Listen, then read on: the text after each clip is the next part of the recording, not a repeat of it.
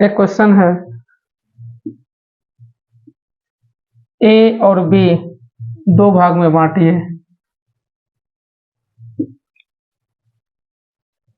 ठीक है, ए और बी दो भाग नहीं बांटना है, चार भागों में बांटना है।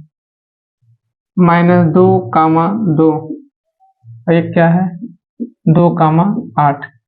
ए और बी के निर्देशांक दिए हैं, कह रहा है इनको चार भागों में बांटिए।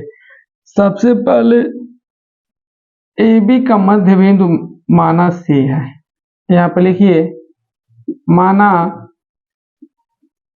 ए बी का मध्य बिंदु सी है और ए सी का मध्य बिंदु डी है। ए सी का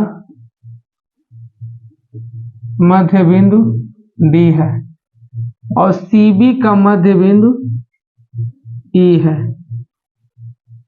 डी एवं सी बी का मध्य बिंदु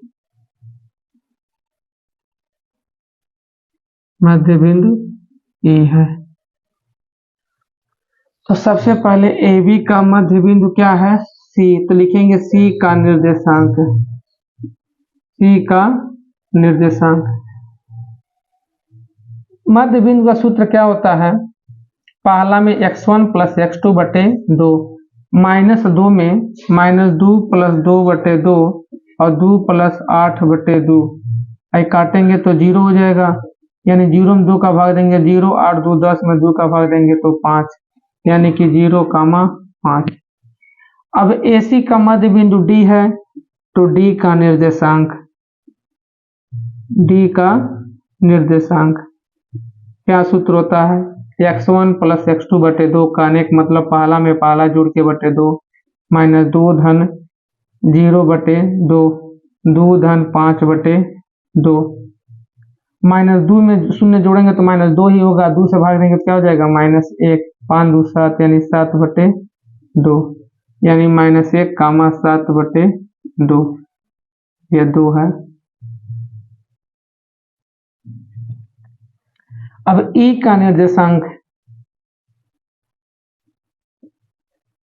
E का निर्देशांक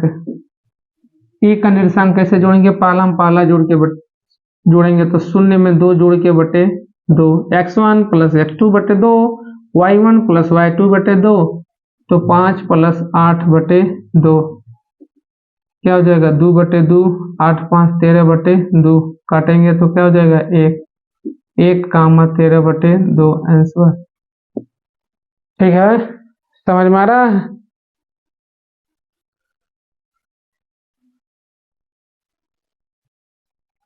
अगला क्वेश्चन, समांतर चतुर्भुज बनाइए। ए बी सी डी कह रहा है, जिधर से भी लेंगे तो क्रम से ही लीजिएगा, इधर उधर नहीं चलना है। 6, 1 8, 2 9, 4 P, 3। एक समांतर चतुर्भुज के शीर्ष इसी क्रम में हो तो P का मान बताइए। समांतर चतुर्भुज के विकर्ण को जब मिलाते हैं, ठीक है, समांतर चतुर्भुज के विकर्ण को जब मिलाते हैं तो जहां कट करता है, यहाँ पर पहली बात लिखिए नोट, हम जानते हैं कि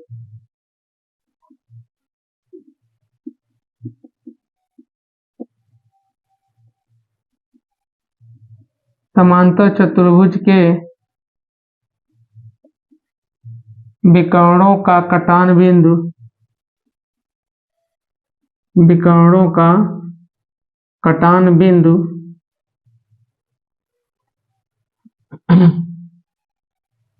समद्विभाजक उभयनिष्ठ बिंदु होता है।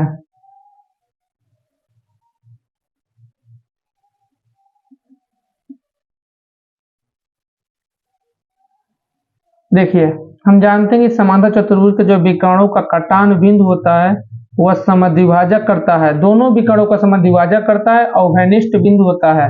यानी कि AC का यहाँ पर लिखिए AC का मध्य बिंदु P और BD का मध्य बिंदु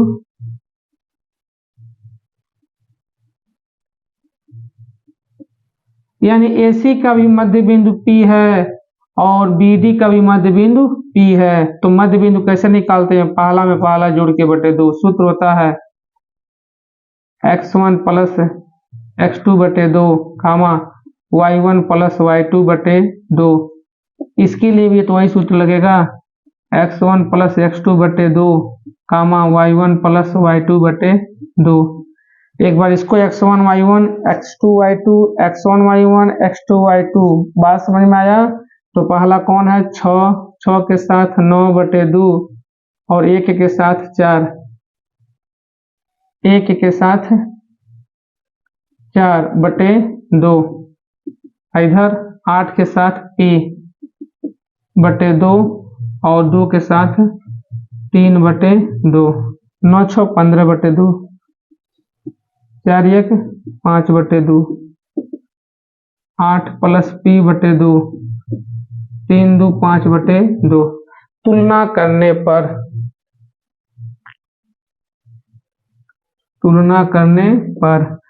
करेंगे तो पहला क्रमित युग्म में बराबर होंगे, पहला के बराबर पहला यानी कि 15 बटे 2 बराबर 8 प्लस P बटे 2, 2 से 2 कैंसिल, 15 में से 8 इधर आ जाएगा तो बराबर P, 15 में से 8 जा 7 बराबर P, यानी P बराबर 7।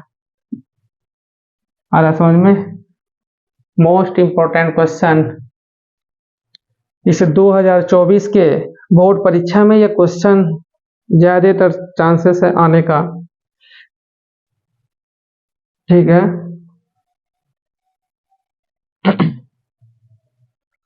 मिलते हैं नेक्स्ट वीडियो के साथ। धन्यवाद।